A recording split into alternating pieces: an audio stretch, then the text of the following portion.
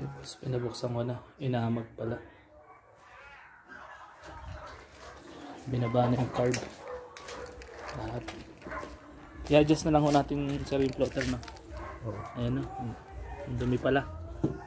Linisin ni sir. Sobrang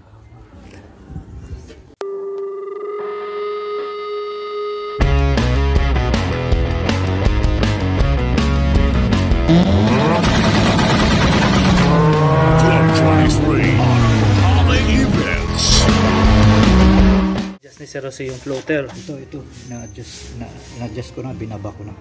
Ayun. Para, binaba nyo ng konti. Oo, para pag sara nung kwan, hindi masyadong kwan.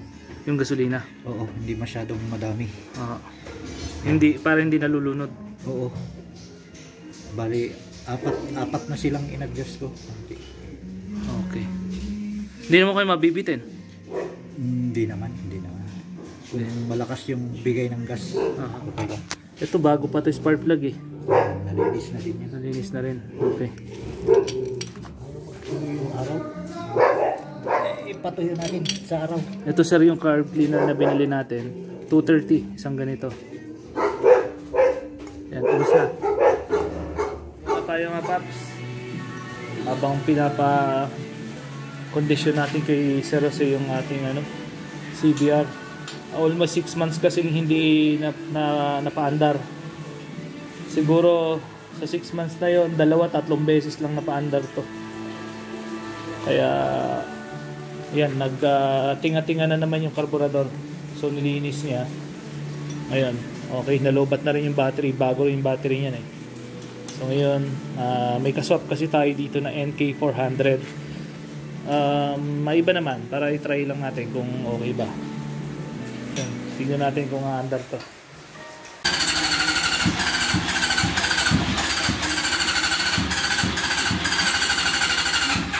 Oh no!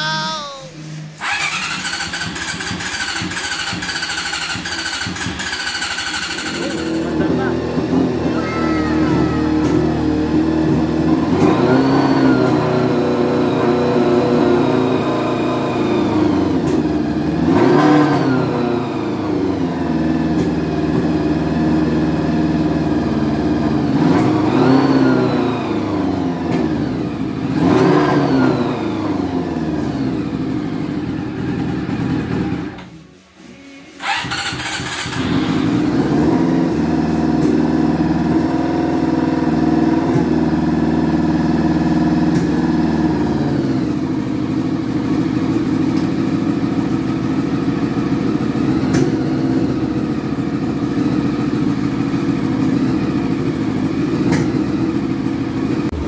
Bodega ang dating ng ating garahe mga paps. Di pa rin kasi tapos yung ating high wall. So yan, paandar na, hoping na mag-fire na lahat ng spark plugs. Tingnan natin. Ito lang po isa, ay mainit na rin. Nice, okay. Mainit na lahat. Ay, mga excess pa.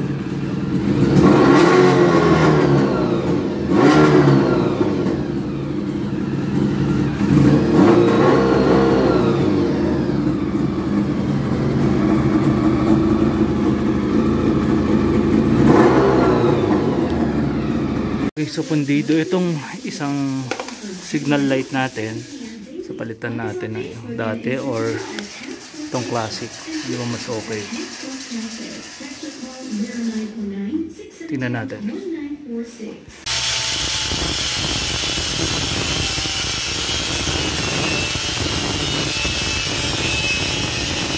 Pinag-grind natin to kay Norman. Oops. Para pumasok tong slider dito. Yan. Palitan na rin natin kay Sir Jose itong signal light. Yan.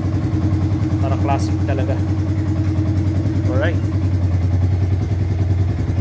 Yung brake light, pinapalitan na rin natin ng bago para gwapo lahat. Ito na yung ating brake light. So ganito siya. Pasok naman siya. Bago. Alright. Bukas na dito natin i-car wash mga paps. Medyo gabi na. Pagod na.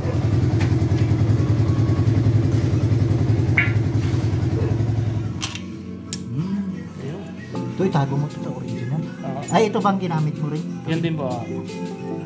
Putit ano, pasok.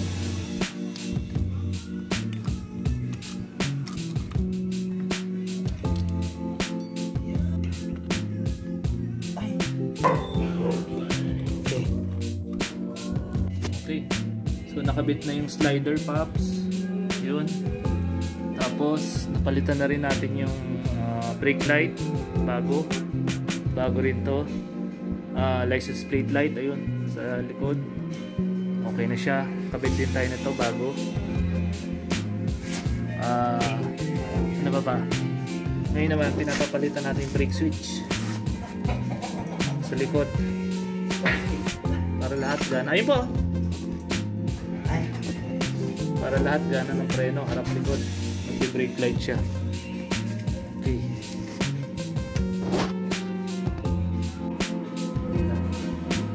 Yun no, ilaw siya. Sumasabay pala to. Sa preno lang po nyo to nilagay. Hindi sa sa park light. Hindi, meron din.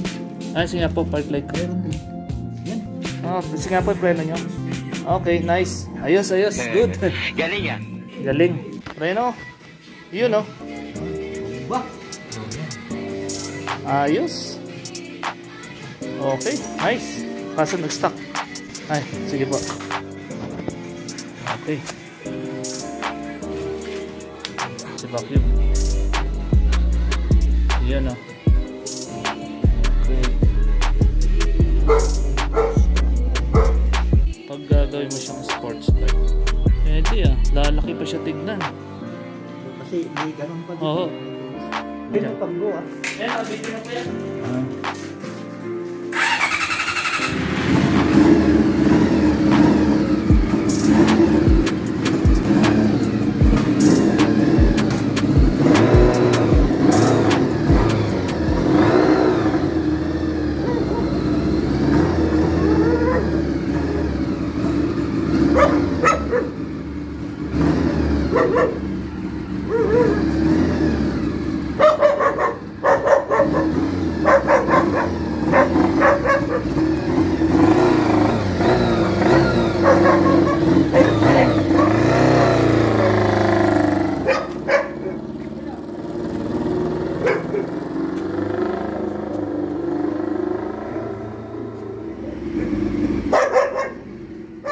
Lumabig eh.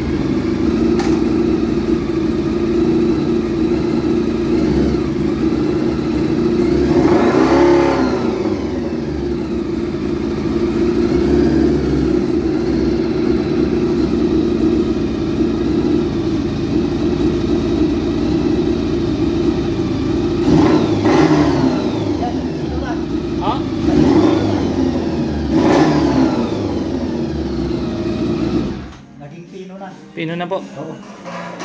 Start natin. Yan na. Okay na.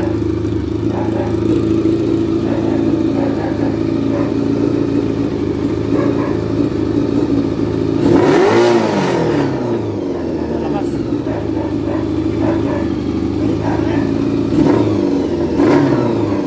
Galit na galit. Ilaw, gana lahat.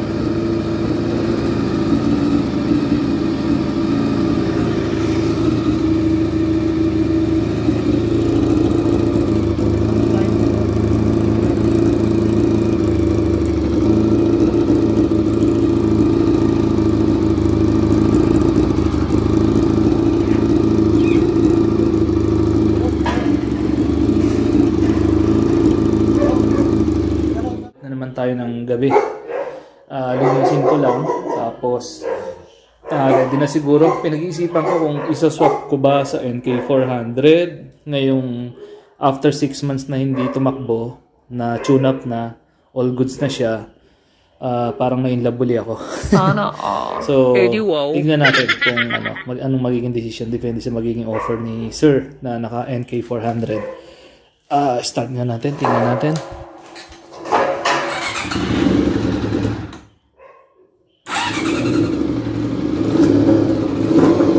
So, ito siya. Siga pa rin kasi talaga yung tunog eh. Kaya, napapaisip ako. So anyway, linisin muna natin. Tsaka natin pag-isipan. Right. Time check. 8:31 ng gabi. Pagod. So ito, nalinis na natin tong CBR natin. Yung Scoopy, yung R15, NMAX. Yung isa hindi na. Hindi ko na kinaya. Tama na yan. So, ang ginawa natin dito sa CBR natin, nagpalit tayo ng tawag dito, signal light. Ginawa natin retro. Tapos adjust ng preno. And then ano ba? Naglagay tayo na itong slider na yan. Tapos nag-remount tayo ng auxiliary. And then nagpalit na rin tayo na ito, yung brake light nya. Yan, para malinis tignan. Naglagay rin tayo nito isa. Hindi ko alam yan, spotlight or eagle eye, pero red yan. Sinabay natin sa brake light, tsaka park light. And then, ang pinaka-major, nilinis yung spark plugs kasi bago pa naman yun. 6 months ago ko binili. Tapos tinambak ko na. Pinaka-major, binaba yung, yung carburetor, tapos tinono. Yun, medyo matagal-tagal yung pagtono. And yung floater niya medyo in-adjust ng konti para hindi nag-overflow kapag matagal na nakapark o matagal na hindi ginagamit, para madali pa rin start. Yun. Tapos ano pa ba? Yun lang ang ginawa. Medyo madugo din, inabot na rin ng gabi. So far okay na to at pwede nang gamitin. And kanina itinesting ko yung upuan ng R15 natin dito. Parang ang gandang tignan eh. So plano ko, kung hindi kami matuloy ng swapping ng NK400, bibili ako ng set ng R15 na seats, pati yung seat cowl nya, and then pati yung plastics, yung fairings nya sa likod, i-convert ko dito. Yun. Tapos yung harapan, papalitan ko ng headlight na medyo modelo, siguro headlight ng NK din.